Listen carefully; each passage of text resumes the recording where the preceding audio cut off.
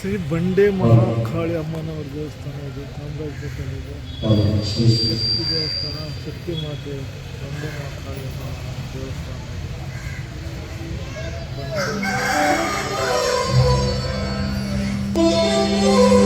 ಯಾವುದೇ ಕೆಲಸ ಮಾಡಬೇಕು ಅವರು ಹೆಸರು ಮಾಡಿ ಚಿನ್ನದ ಗಟ್ಟಿನೇ ಬಿದ್ದಿದ್ದು ಕಾಲು ಬುದ್ಧರಪ್ಪ ತಪ್ಪಿದ್ದೀನಿ ಎಂದು ವಿಕ್ರಮ ಹೇಳಿದರೆ